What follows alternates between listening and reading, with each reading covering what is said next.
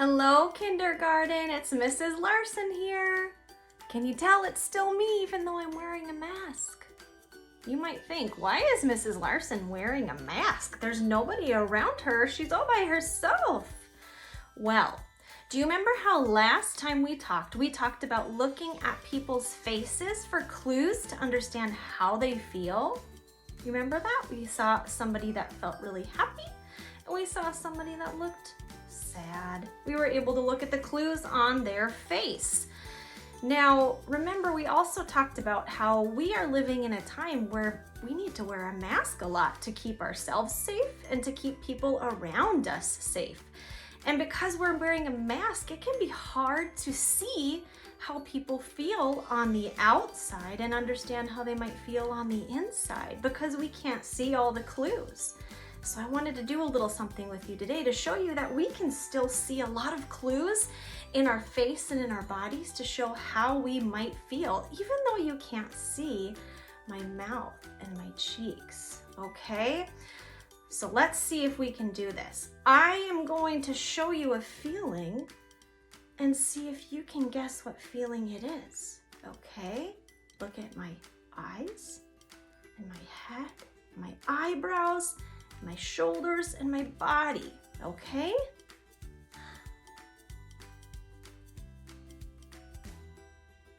What do you think that feeling was? Can you tell? My eyes? I'm smiling under here. My eyebrows are up. That's a happy, comfortable feeling. And my shoulders are up like I'm excited. I'm excited to be here. Yay! Excited. You looked at my eyes and my eyebrows and my body. Let's try another one.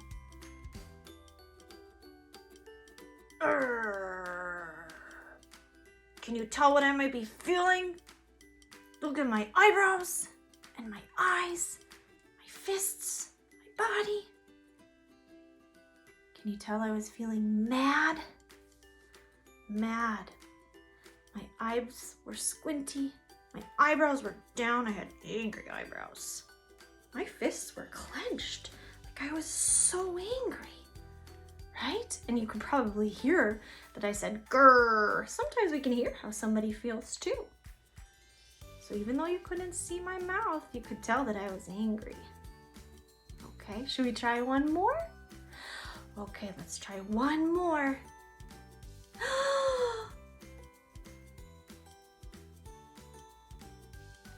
What do you think?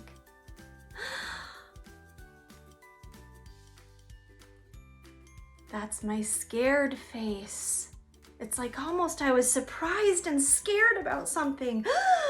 I get it. I had a big gasp and my eyebrows went up like I was shocked and my eyes got really big and wide. So you could tell by those clues that I was scared. Very good. So remember, there's still a lot of clues that we can see in people's face and bodies, even when we wear a mask. So try looking at all of those other places to understand how somebody else might be feeling. All right, friends? I'm gonna take this off now because I don't really need it on when I'm by myself. Okay, so in our last session, we talked about feelings, how some feelings can be comfortable and some can be uncomfortable. Do you remember what the comfortable feeling was? Comfortable is happy. Do you remember what the uncomfortable feeling was? That one was sad. Sad is an uncomfortable feeling. When we can understand how somebody is feeling, it helps us to get along with them. And getting along with our friends and classmates feels good. That feels comfortable too. And today we're going to talk about some more feelings. Do you remember Michaela? Right here. This is Michaela. Her friend is telling her about a new game that they can play. Think about how she might be feeling. Look at her clues. It looks like she might be very interested in what her friend is talking to her about. Her focus is on her. Her eyes are on her. Her eyes are even a little wide, like, wow, that's really interesting. She is interested in what her friend is telling her. Very good. Like noticing somebody's face, focusing our attention on what's happening also helps us to understand how somebody might feel. The situation or what's happening in this picture is a clue. Remember those clues? It's a clue to how she is feeling. Do you remember what the situation is? Her friend was telling her about a fun new game. All of her attention is on her friend and she is really listening to her. She is leaning toward her friend. And maybe, do you think that she's got her attentoscope on? She's focusing very hard. Very good. All right, let's look at another.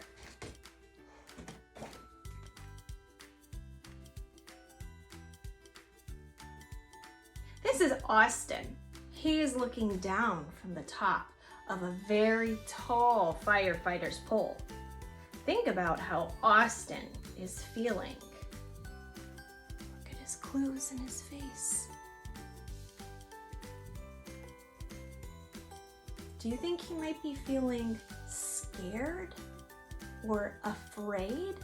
They kind of mean the same thing. How does his face and body show that he might be scared and afraid? His mouth is turned down, almost like a frown. His body is holding on very tight to that pole, almost like he doesn't want to let go, right? His shoulders are up. A lot of times when our shoulders are up, we're kind of scared about something. His eyebrows are kind of scrunched. Those are all clues that are helping us to see that he might be feeling scared or afraid. Why do you think he might be feeling scared or afraid? How would you feel at the top of a very tall firefighter pole? Would you feel nervous? Maybe he's scared of heights. Or maybe he's afraid of falling and getting hurt. Or maybe it's his first time and he's never done it before. Sometimes our first time doing things can be scary. People show that they're scared in different ways. Sometimes they're noisy about it, and sometimes they're not. Sometimes they're very quiet about it. And a lot of times we are all so different. We show our feelings in different ways, and that's okay. Is feeling scared a comfortable or uncomfortable feeling? Is it comfortable, like it feels good to be scared? Or is it uncomfortable, like we don't like it? Uncomfortable. Being scared is an uncomfortable feeling. Think about a time you were scared. Got a memory? Think about what made you feel that feeling. What did you do about it? What helped you when you had that uncomfortable feeling?